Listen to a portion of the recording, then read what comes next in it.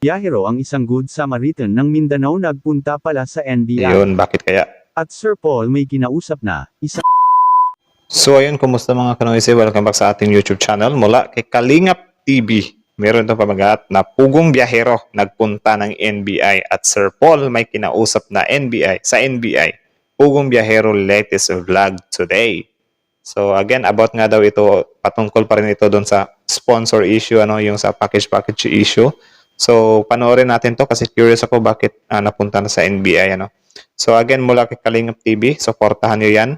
Tapos yun, content nyo ng mga ganitong reaction video may kasama kayo manood. Siyempre, wag nyo na rin kalimutan subscribe yung YouTube channel natin, Filipino AC. So di na natin ito patatagalin pa. Again, ang title ng video ito, Pugong Biyahero nagpunta ng NBI at Sir Paul may kinausap sa NBI. Pugong Biyahero latest vlog today start. biyahero ang isang Good Samaritan ng Mindanao nagpunta pala sa NBI. Yun, bakit kaya?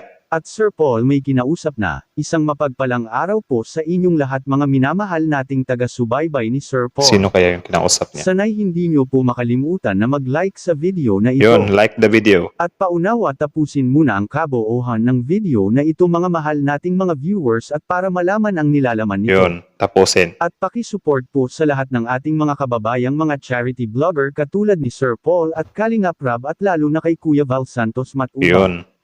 Maraming salamat po, Sir Paul or mas kilala natin bilang si Pugong Biyahero ay nagpunta pala sa NBI. Bakit kaya? At bakit naman kaya? Yan ang Same ating ng tanong eh. ang malalaman mamaya.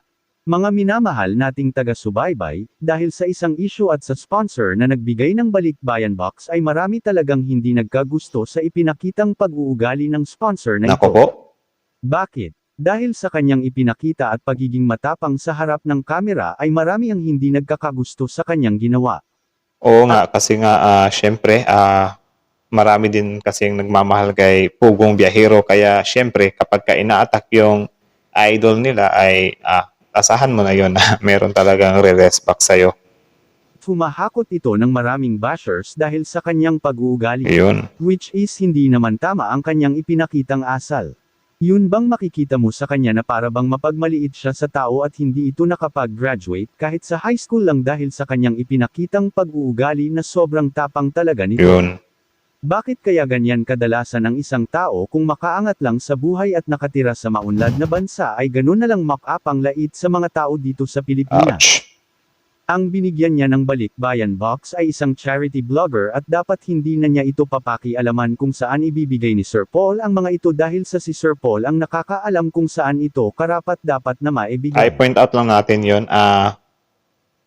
Actually, ano din naman siya guys, yung opinion ni sponsor doon. Kasi nga, binigay niya yun which is gusto niya sa specific na yung bata ata yun, na katutubo ata yun, nakalimutan ko, na doon yung bibigyan, which is parang mag-a-agree din naman si Pugong Biyahero doon. Kasi, syempre, as a sponsor, kahit na content creator ka guys, need mo rin i-respect kung ano or sino yung gusto niyang bigyan ng gamit na yun or ng package na yun, di ba? Which is, wala namang problema si Pugong Biyahero doon. It's just daw na natambakan lang daw talaga yung package na yun, kaya hindi na ibigay agad. Which is, ito namang si sponsor, nag-jump agad into conclusion na baka ipinamigay daw kasi nga ang kumuha ng package ay yung asawa ni or kalibin ni Mang Eli, which is doon pa lang nag-judge na siya. So parang yun yung problema, yung false judgment, di ba?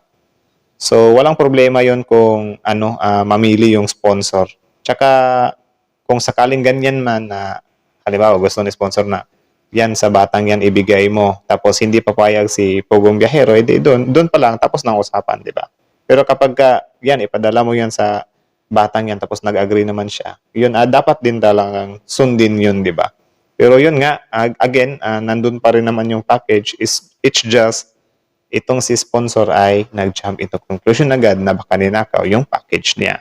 So, nag-aano siya sa social media, which is, yun yung ikinabash niya. At kaya nakapagsasabi ang karamihan na dapat anya na ibigay na lang ang nasabing Balikbayan Box sa kapamilya nito sa Pilipinas dahil sa baka gusto anya nito sa kapamilya anya nito ang gustong makakatanggap ng ipinadala niyang Balikbayan Box. Ang depensa naman ni Ma'am Beth na hindi anya ganun ang dapat niyang ibig sabihin dahil anya ay ang pamilya niya ay mayayaman. Boom, sana all.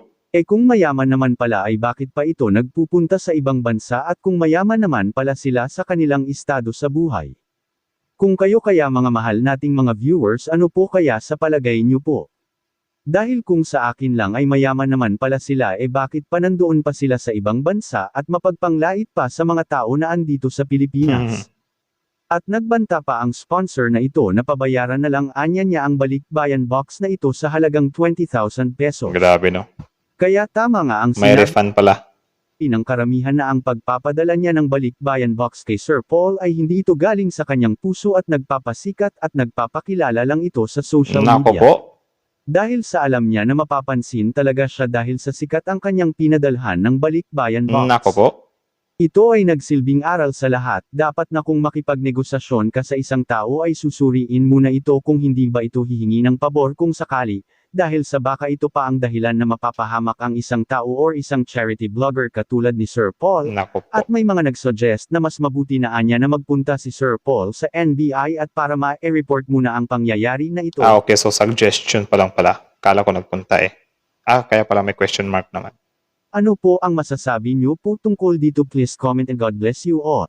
So yun, kung akong tatanungin, na yun nga, yun, ganun yung nangyari, i-refund na lang para wala na, matahimik na yun. Pero I doubt it, or ewan ko kung tatahimik talaga yan kung sakaling anuhin mo, bayaran mo or i-refund mo yun. Kasi yun, sirang-sira na yung pangalan mo. Kaya need mo rin talagang gumawa ng action patungkol doon. Kasi nga, napatunayan naman na yung package ay hindi pa nagalaw. It's just, ang pagkukulang lang ng staff or ng pugong biyahero dito ay yun nga, hindi nila gaanong naantabayanan sa pag-update itong si Madam Sponsor. Which is understandable naman kasi nga, sobrang daming nagme-message sa team pugong biyahero kasi sobrang sikat nila. So, ewan ko, sobrang conflict, diba? So, yun lang naman, kayo na lang bahalang humusga dyan kung ano. Basta sa akin, yun lang naman, I think meron din siya or dapat siyang actionan if ever lang. Or yun nga, need din or dapat i-refund niya na lang para matahimik na kung yun yung ikakatahimik ni Madam Sponsor, di ba? Pero sana nga matahimik siya kung sakaling ma-refund na. Kasi kung hindi, wala. Dito na susunod itong NBI siguro. Ewan ko kung ba't may NBI. Or sa police, di ba? Parang iba-blatter pa ata yan. Pero mahirap yan kasi nasa ibang bansa siya eh. So, sobrang hirap talaga yan. So, yan nga yung opinion ng mga netizens dito, baka nagpapasikat lang or whatsoever. So, may kanya-kanya naman tayong opinion patungkol dyan. So, yan yung opinion nyo. Sa akin, yun lang din naman na sana i-refund na lang para matahimik na, diba? Or done na kasi the damage has been done na rin naman na yun nga, nakakapag or nasiraan na si Mr. Pugong Biyahero sa social media. Nasa sa kanya na lang yan kung gagawa niya yan ng action, yung mga paninirang puri sa kanya, di ba? Pero parang hindi naman ganyang tao si Mr. Pugong Biyahero, di ba?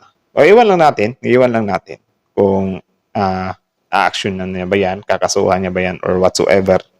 Nasa kanya na rin yun. So yun lang.